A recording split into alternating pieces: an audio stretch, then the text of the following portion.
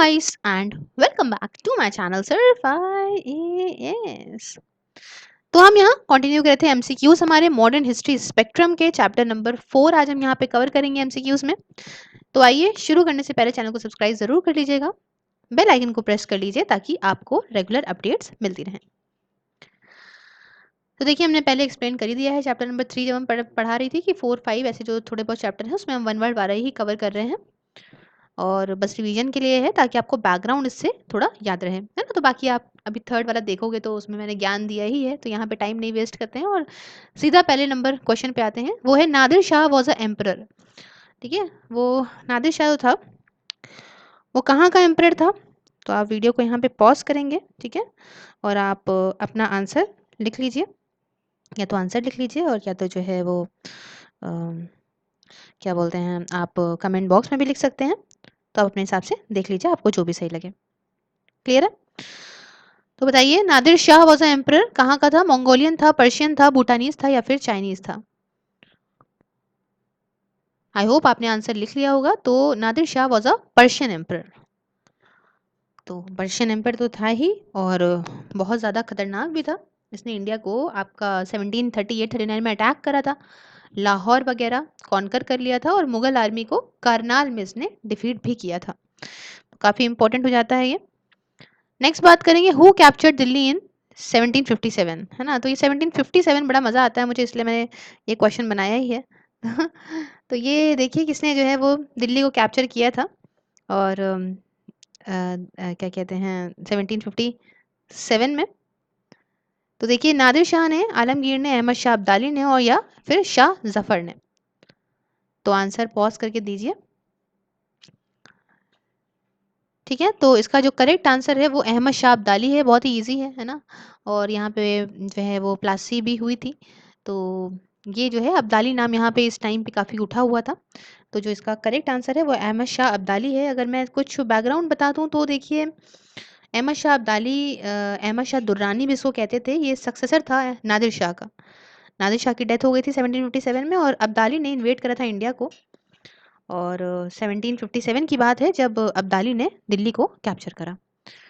Next बात करेंगे third battle of Panipat was happened between home. देखिए ये काफ़ी इजी क्वेश्चन था, तो ये मत कहिएगा मैम बहुत ही इजी है, ऐसा तो यूपीएससी में नहीं आता। बट ये जो चैप्टर्स है ना इससे मेरा एक ही ताल्लुक है ये से कराने का कि आपको ये बैकग्राउंड स्टोरी, अभी आप मैंने बताया अहमद शाह अब्दाली, तो आपको स्टोरी पूरी याद आ गई है ना।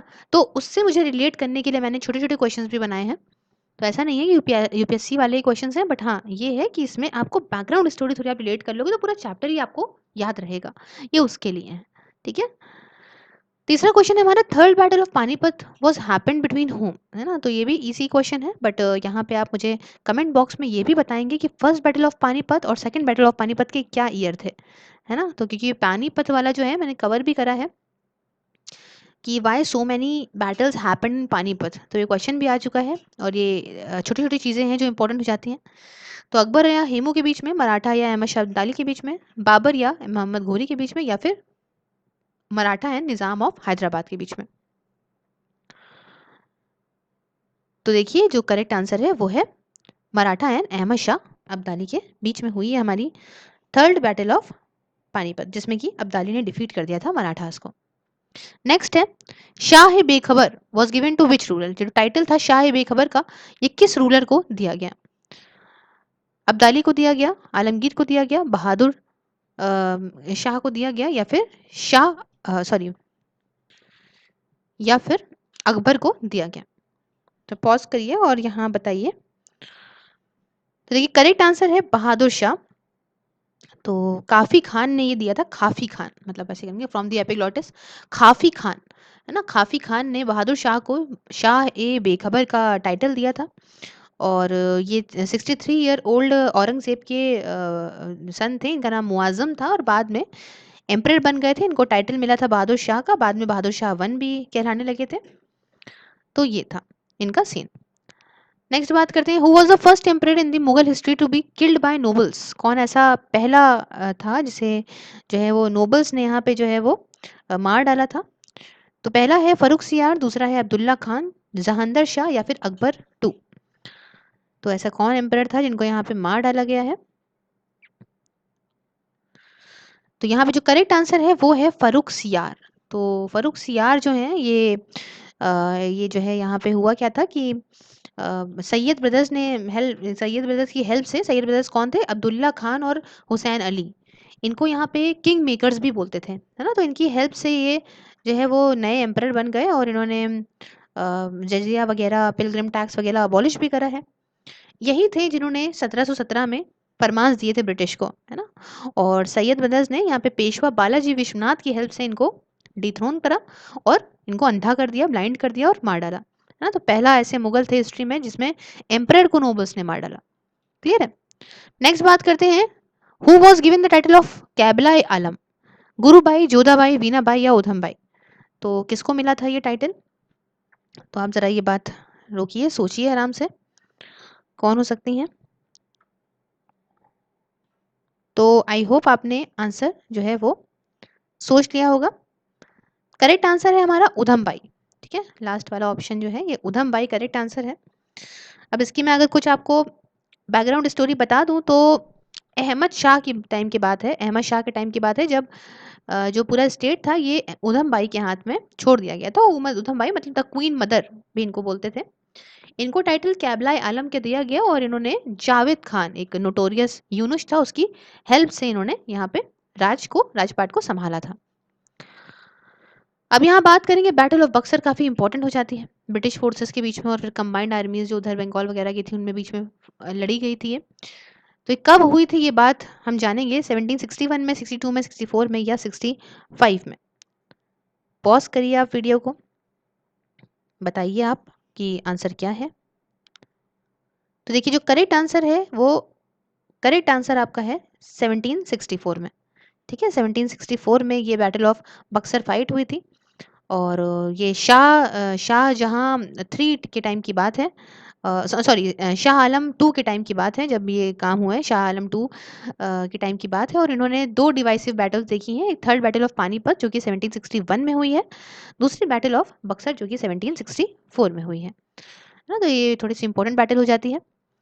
शाह, तो नेक्स्ट क्वेश्चन है हमारा, the founder of Asaf Jah house of Hyderabad was popularly known as what? ठीक है, जो फाउंडर हैं असफ जाह हाउस के हैदराबाद के, इनको क्या कहते थे, कौन थे ये? बहादुर शाह, निज़ाम उल मुल्क, शाह उल मुल्क या फिर हरी सिंह? तो आंसर ज़रा पॉज करके मुझे बताइए कि क्या आंसर हो सकता है इसका। तो देखिए जो करेक्ट आंसर है वो है निज़ाम उल मुल्क, है ना? तो फाउंडर्स के याद रखिएगा नाम कौन कौन से हैं। तो निज़ाम उल मुल्क जो है इनको किलिच खान भी बोलते थे, तो किलिच खान थे, इनको पॉपुलर निज़ाम उल मुल्क बोलते थे, है ना?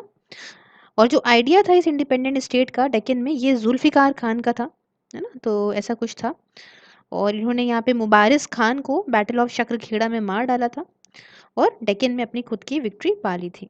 ठीक है, तो यहाँ पे ये मामला है। नेक्स्ट है the founder of independent state of Bengal. Bengal का कौन फाउंडर था ये भी जान लेते हैं हम। तो आलमगीर थे, नादिर शाह थे, मुर्शीद अली कुली खान थे या जहीन आलम थे? तो आंसर दीजिए आप। तो इसका करेक्ट आंसर है मुर्शीद कुली खान, है ना? मुर्शीद कुली खान जो है फाउंडर थे बंगाल के और इन्होंने सक्सीड करा है 1727 में अपने बाय हिज सन, सक्सीड हुए हैं ये, मतलब sorry succeeded in 1927 by his son. इनके बाद इनका लड़का आया शुजाउद्दीन, है ना? इनके सक्सेसर सरफराज खान को भी यहाँ 1740 में मार दिया गया था अलीवर्दी खान के द्वारा। ठीक है, तो यहाँ मेन बात करते हैं मुर्शीद कुली खान। ऐसे ही हम एक और नाम याद रख लेते हैं, अवध के जो फाउंडर हैं, अवध के फाउंडर हम नहीं भूलेंगे। अवध जो फाउंडर है उनका नाम था सादत खान, जिनको पॉपुलरली जो है वो बुरहानुल मुल्क बोलते थे। ठीक है, नेक्स्ट है which territory located in the junction of eastern the western Ghats were ruled by Wodeyars? तो ये काफ़ी इजी बात है लेकिन यहाँ पे हमें याद रखना बहुत ज़्यादा ज़रूरी हो जाता है। तो इसका जो करेक्ट आंसर है वो है हमारा माइसौर। ठीक है, माइसौर टेरिटरी जो है वो वोडियास के द्वारा रूल करी गई। नेक्स्ट है, ये क्वेश्चन थोड़ा याद रखिएगा कि who transform the six into the militant sect in the defence of the religion and liberties? तो किसने यहाँ पे जो है वो सिक्स को मिलिटेंट सेक्ट में जो है यहाँ पे चेंज करा है ताकि वो अपना रिलीजन और लिबर्टीज को जो है वो डिफेंड कर सकें? गुरु गोविंद सिंह जी ने, गुरु अर्जुन देव जी ने, सुखविंदर सिंह जी ने और यहाँ पे या तो गुरु तेग बहादुर जी ने? तो सोचिए अच्छे से। तो देखिए जो करेक्ट आंसर है वो है गुरु गोविंद सिंह, है ना। इन्होंने यहाँ पे सिख को ट्रांसफॉर्म करा है मिलिटेंट सेंस में, ताकि सेक्ट में, ताकि वो अपना रिलीजन जो है वो डिफेंस कर सके, है ना। नेक्स्ट, है ना। और एक चीज याद रखिएगा, जो बंदा बहादुर है, इन्होंने बाद में लीडरशिप सिख की जो है वो कंट्रोल करी थी। नेक्स्ट बात करिए, हु बिल्ड द बड़ा इमाम बाड़ा एट लखनऊ। तो इमाम बाड़ा जो है लखनऊ का, उसे किसने बिल्ड करा है, ये बात हम यहाँ पे जानते हैं। तो देखिए पहला जो है ऑप्शन वो है शाहजहां, फिर आसफुद्दौला, रफ़ीउद्दौला या फिर बेगम हजरत महल। तो आप वीडियो को करिए पॉज और आप मुझे बताइए कि असली आंसर क्या होगा। तो देखिए जो करेक्ट आंसर है वो है आसफुद्दौला, ठीक है। आसफुद्दौला ने बड़ा इमाम बाड़ा बनाया लखनऊ का 1784 में। क्लियर है। नेक्स्ट बात करते हैं पिंक सिटी ऑफ जयपुर। ये तो इजी क्वेश्चन है, ये तो कोई भी बता देगा, लेकिन आप फिर भी देख लीजिए पॉज करके। सवाई जय सिंह तोमर, अरविंद अरिजीत मेवाड़ सिंह या फिर चंदर सिंह, किसने यहाँ पे जो है पिंक सिटी ऑफ जयपुर जो है उसे बनाया है। तो देखिए जो करेक्ट आंसर है वो है सिवाई जय सिंह, ठीक है। और इन्होंने 5 एस्ट्रोनॉमिकल ऑब्जर्वेशन बताए बनाए थे। तो ये आप जरूर याद रखिएगा, एक हमारा दिल्ली में था, एक जयपुर में था, एक बनारस में है, एक मथुरा में है और आखिरी वाला उज्जैन में है। तो ये बात मैंने चैप्टर में भी कही थी और अभी भी कहती हूँ कि प्लीज़ याद रखिएगा। तो यहाँ पे हो गया ये। अब ये बताइए, what are the items of import from the Persian gulf region, है ना। पर्शियन गल्फ रीजन से हम क्या क्या मंगवाते थे। तो यहाँ पे देखिए और बताइए कि पियर, डेट्स, शुगर, आयरन। तो क्या आंसर होगा इसका।